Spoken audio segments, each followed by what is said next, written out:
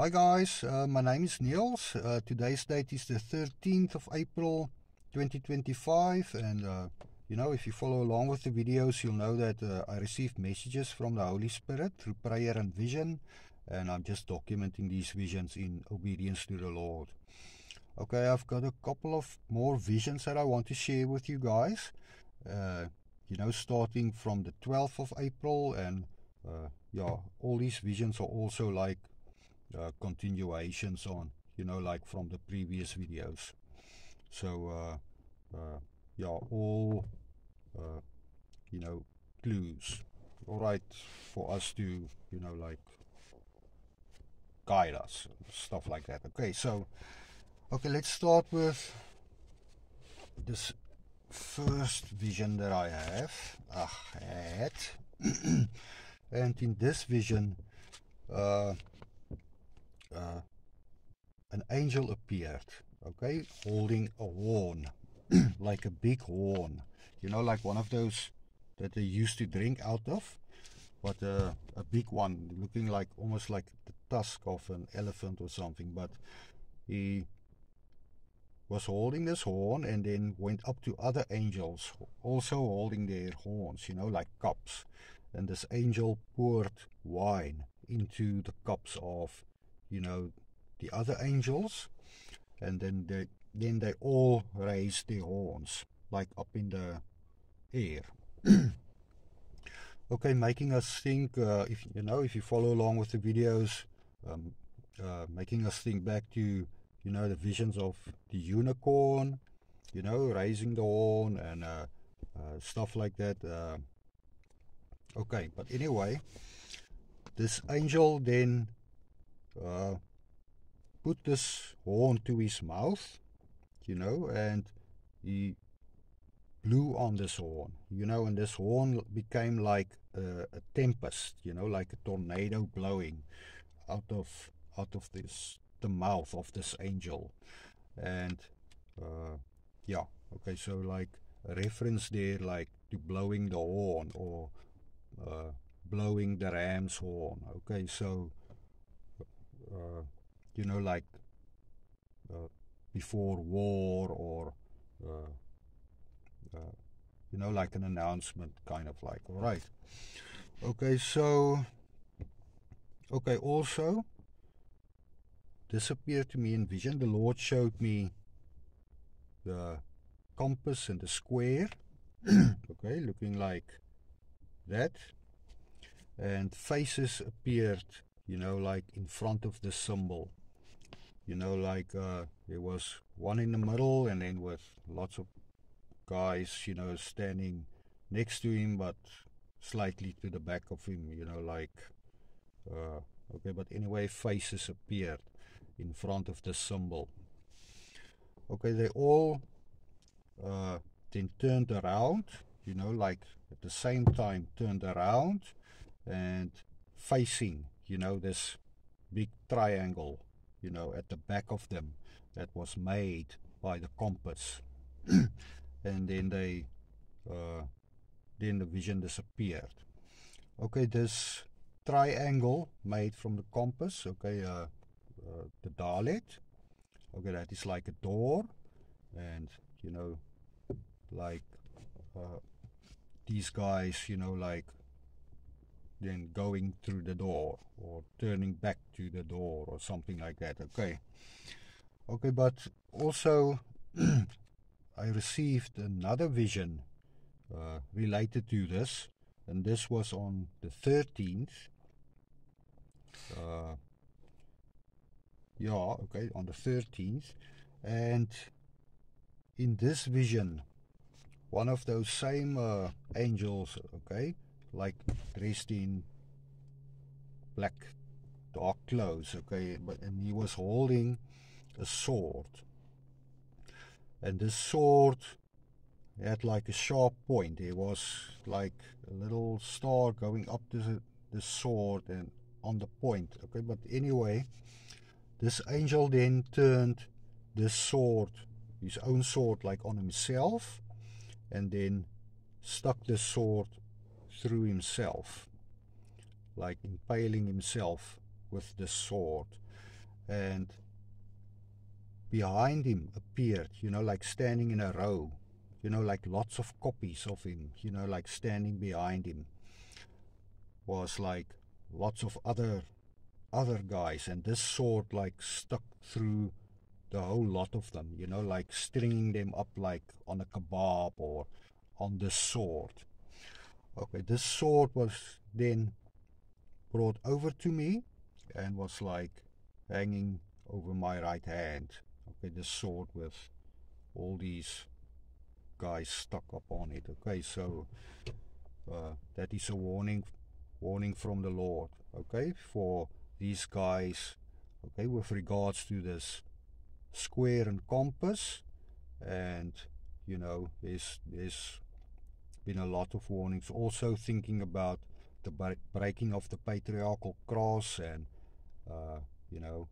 the altars, lots of stuff that the Lord is telling us, warnings. All right, okay, so okay, with that, okay, the Lord also, an angel also appeared to me holding a whip in his hands, like to chastise with, and he was holding this whip in front of me. Okay, so I'm just going to read a small piece of scripture with regards to that, okay, and this is Proverbs 20, and I'm just going to read verse 30. Blows that hurt cleanse away evil, as do stripes the inner depths of the heart. Okay, so that piece of scripture, okay, with regards to the whip held in the angel's hands. Okay, so right, I've also received a little bit more information about the altars, if you follow along with the videos. Just some extra information with regards to the altars. Okay, this is again with the word shalem. Okay, I'm just going to refer you back to the previous video. This is just kind of like just an add-on note on that. This is with regards to the word shalem. Okay, remember the Shin Lamet Mem, depicting a little altar. Also pointing us, like to the last words of Jesus, on the cross, the last thing he said. I'm paraphrasing a little bit now, but he said like, it is finished, or it is complete. Also pointing us, to the word shalem, okay, meaning like agreement or complete or whole or finished, and also telling us, that, Golgotha, and the cross, that was also like an altar, with the cross like being the rod and stuff like that, okay, but also telling us, like Golgotha was also like an altar. Right.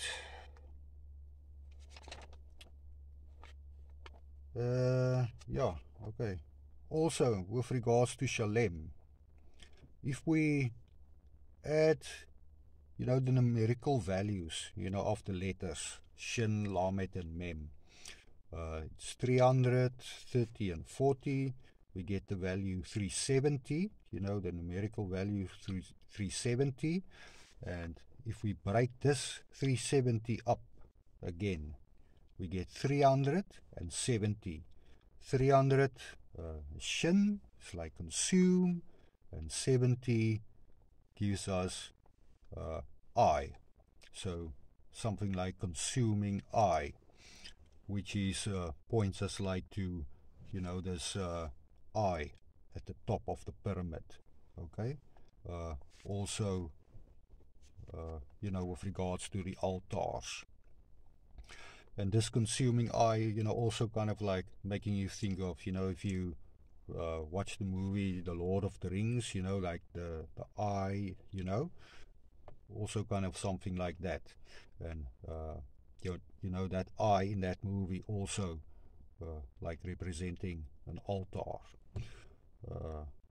Okay, okay, so yeah, just some interesting notes on the altars. Right. Okay, the next piece of scripture that I want to read is with regards to the vision of the table, you know, like set for a feast. You know, this vision I already did in a previous video. Okay, but I just want to read this piece of scripture with regards to that. If you remember, the Lord showed me a table in this vision, you know, set with food, you know, like for a feast. And yeah, this is piece of scripture is Luke 14, and I'm going to read there from verse 16. Okay, and now this is with regards to the vision of the table being set. Then he said to him, a certain man gave a great supper and invited many, and sent his servant at supper time to say to those who were invited, come, for all things are now ready. But they all with one accord began to make excuses. The first said to him, I have bought a piece of ground, and I must go and see to it. I ask you to have me excused. And another said, I have bought 5 yoke of oxen, and I am going to test them. I ask you to have me excused. Still another said, I have married a wife, and therefore I cannot come. So that servant came and reported these things to his master. Then the master of the house, being angry, said to his servant, go out quickly into the streets and lanes of the city, and bring in here the poor and the maimed, and the lame and the blind. And the servant said, Master, it is done as you commanded, and still there is room. Then the master said to the servant, go out into the highways and hedges, and compel them to come in, that my house may be filled. For I say to you that none of those men who were invited shall taste my supper. Now great multitudes went with him, and he turned and said to them, if anyone comes to me and does not hate his father and mother, wife and children, brothers and sisters, yes, and his own life also, he cannot be my disciple. And whoever does not bear his cross and come after me cannot be my disciple. For which of you, intending to build a tower, does not sit down first and count the cost, whether he has enough to finish it? Lest after he has laid the foundation and is not able to finish, all who see it begin to mock him, saying, this man began to build and was not able to finish. Or what king, going to war against another king, does not sit down first and consider whether he is able with 10,000 to meet him who comes against him with 20,000? Or else, while the other is still a great way off, he sends a delegation and asks conditions of peace. So likewise, whoever of you does not forsake all that he has cannot be my disciple. Salt is good, but if the salt has lost its flavor, how shall it be seasoned? It is neither fit for the land nor for the dunghill, but men throw it out. He who has ears to hear, let him hear. Amen. Okay, so yeah, okay, so that is the piece of scripture that I want to read with regards to the vision, you know, of the table being set. Okay, so that was Luke 14. And yeah, and also with regards to, you know, with the altars, let me read this piece of scripture for you as well. Okay, this is again with regards to the altars. Okay, this is 2 Chronicles 14, and I'm going to read there from verse 2 up to verse 7. Okay. Asa did what was good and right in the eyes of the Lord his God, for he removed the altars of the foreign gods and the high places, and broke down the sacred pillars and cut down the wooden images. He commanded Judah to seek the Lord God of their fathers, and to observe the law and the commandments. He also removed the high places and the incense altars from all the cities of Judah, and the kingdom was quiet under him. And he built fortified cities in Judah, for the land had rest. He had no war in those days, because the Lord had given him rest. Therefore he said to Judah, "Let us build these cities and make walls around them, and towers, gates, and bars, while the land is yet before us, because we have sought the Lord our God. We have sought him, and he has given us rest on every side." So they built and prospered. Okay, that also with regards to the altars, and the Lord gave a warning. He's going to destroy these altars. With this vision of the pyramid collapsing. And also, this is how can I say? It's like cleansing, of the land, breaking down these altars. Okay, so okay, but anyway, yeah. Okay, so yeah. Okay, with that, I think that's about it for today, then, guys. Just going to remind you guys to please pray about all these messages, and give your heart to our Lord Jesus Christ. Repent, guys, because timing is ticking, and remember, the Lord is our Savior, and He loves us very much. Okay, so yeah. Okay, so I'll see you guys next time then. All right.